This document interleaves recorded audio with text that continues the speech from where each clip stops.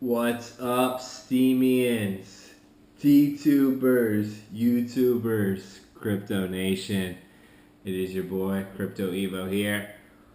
Got off work a little bit early because I'm getting ready for my Colorado trip. Just made a sandwich, but wow, the markets are red. And when most people are running in the streets, I am actually buying. I like seeing the market like this. And most people ask, hey, Evan, why are you not worried or anything like that? Why are you still so bullish when everybody's hitting the panic sell? And the reason why is the pendulum was too overswung. When we hit over 15,000 on Bitcoin and it started jumping up 15, 16, 17, 18, up to 20,000, that pendulum was so overswung. And so many people were getting on board. I was talking to people in the sauna, just like even over listening to them, kind of like eavesdropping on them a little bit. But they would be like talking about how they're gonna be the next millionaire off some little shit coin.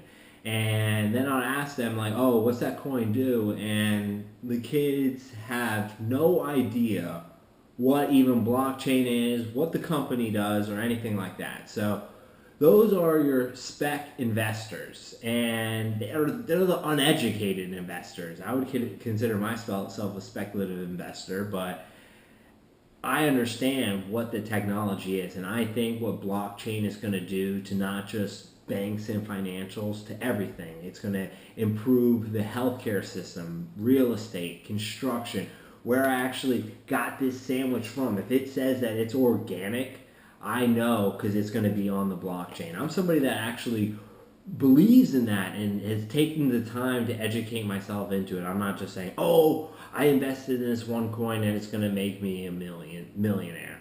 Now, I hope it does, but I'm not putting all my marbles into it and taking credit card loans off. That's like the biggest thing and why I think the market's taking a big hit right now is you see banks coming out and they're saying that they're going to stop taking credit card payments to buy cryptocurrencies. Double-edged sword to me. One, obviously the banks want to cut any which way that they can to cryptocurrencies. So if they're able to say, hey, we won't accept payment because of this reason, it might be a valid reason, but any way that they could do that, that's going to be good for them because they're against cryptocurrencies. Cryptocurrencies is definitely going to undermine them, and a decentralized blockchain is going to undermine the banks. So obviously, if there's a way for them to kind of get rid of something, and if it's credit card payments, so be it.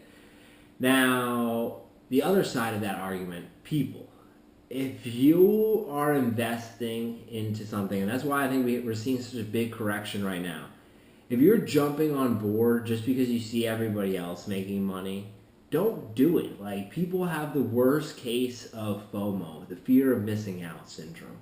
And don't have that. Like, that's what people were doing, was people were taking their credit cards, which a credit card is something that you're putting on credit that essentially you can't really pay off. And they were buying cryptocurrencies with it, hoping that that very volatile investment was going to continue to rise up, I guess, and then take it out and then pay off their credit card. So to me, it makes sense on both sides. Don't be arrogant. That's like the best part. Is like people are trying to get on board, hearing other people making this money, not educating themselves, taking their credit cards out and buying cryptocurrencies with it. And the craziest part is like what I've always said, go out and take the few days to put your money on it like GDAX and just don't try not to pay the fees when you can. And if you actually look on a Coinbase, if you pay with a credit card, the fees are absurd. They are absurd. Like, I don't understand how people were doing that. And that could be one of the reasons why all these banks stopped it too, is because Coinbase was getting huge amounts of returns by people taking their credit cards and then putting it into cryptos. And I think it was all gravy and everything was fine when the market was going like this, but the first time we've hit like this like big speed bump or this big correction, now people that bought Bitcoin when it was $20,000 on credit, that they paid a few $100s for a fee just to buy one Bitcoin with it from Coinbase, those people are probably going to their banks disputing those charges and doing things like that. So that's never good for the market, and I think that's why we're seeing this correction. But as I was talking about in the beginning, how that pendulum was swinging too much in so many people overbuying cryptos, now it's swinging more to being oversold.